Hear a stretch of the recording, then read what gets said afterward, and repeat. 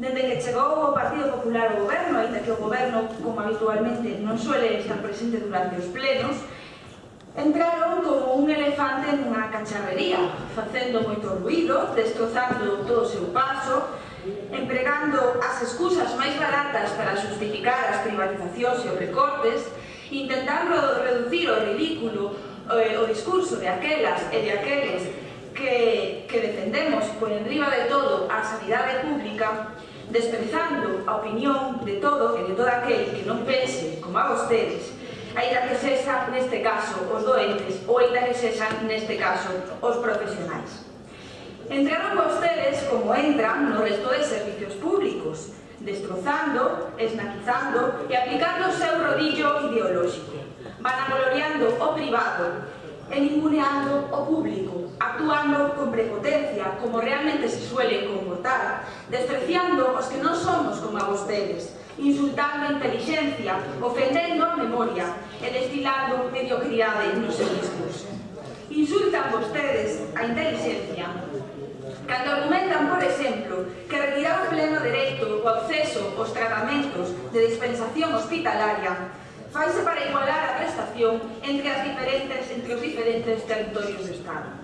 Se vostedes de verdade argumentan que había desigualdade entre os distintos territorios do Estado, por que non se deixa de cobrar estas medicacións en calquer sitio do Estado? Por que se fai a medida contraria e se lle obliga a pagar a todas as persoas?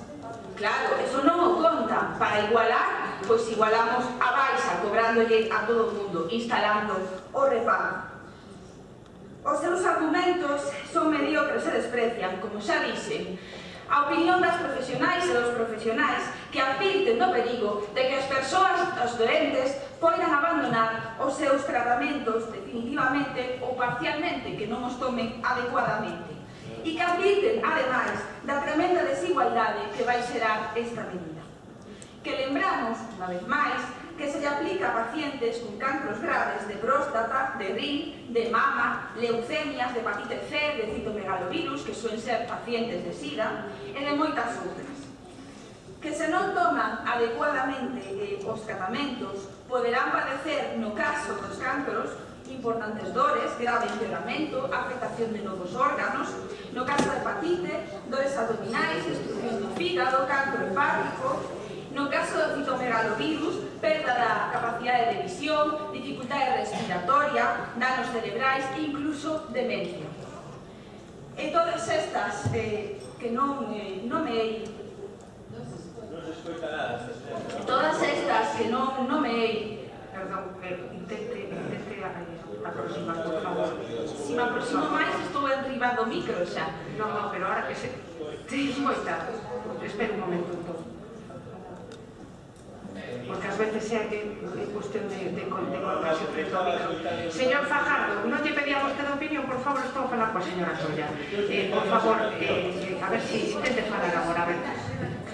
Bueno, estaba comentando que evidentemente todas estas, e tamén as que non nomeei, porque hai máis, no caso de que os tratamentos non se continúen, evidentemente rematarán coa morte dos doentes.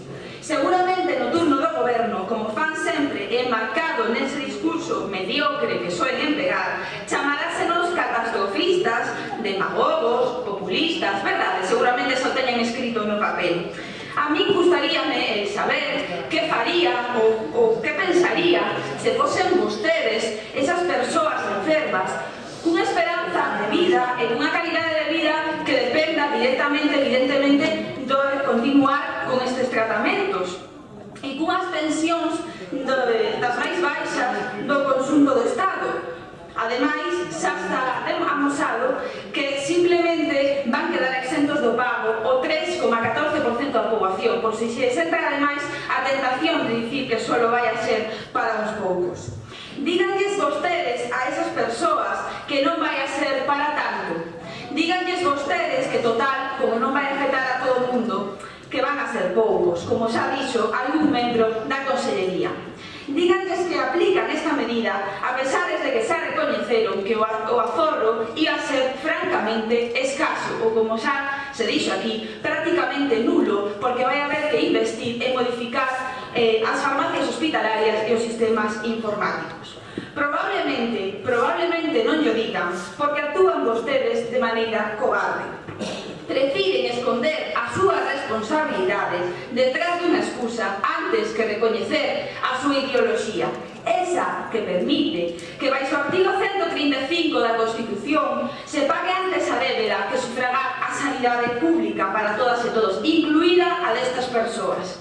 Esa que lles permite dicir que a xente sen recursos é a súa máxima prioridade, mentres permiten que continúe habendo xente rebuscando nos colectores do lixo. Esa que lles permite inyectar cartos aos bancos, mentres estes desafiuzan xente das súas vivendas ou lle rouban os aforros dunha vida. Esa que a vostedes lles permite continuar pechando camas dos hospitais públicos, mentres as listas de espera non paran de crecer e vostedes manteñen as prebendas aos hospitais privados. Vostedes satisfacen a súa ideoloxía, polo tanto, a costa do sufrimento da clase obreira, dos da baixo, aos que cada vez vostedes lle retiran máis cousas. Agora, incluso as medicacións para cando xa están moi enfermas, cando xa non poden vender a súa forza de traballo e, por tanto, para este sistema non representan absolutamente nada. Non me resisto a rematar, como rematei xa na Comisión de Sanidade o mes pasado, co poema de Bertolt Brecht, Moitas maneiras de matar. Hai moitas maneiras de matar. Pode meterte un coitelo polo ventre, quitarche o pan, non curarte dunha enfermidade.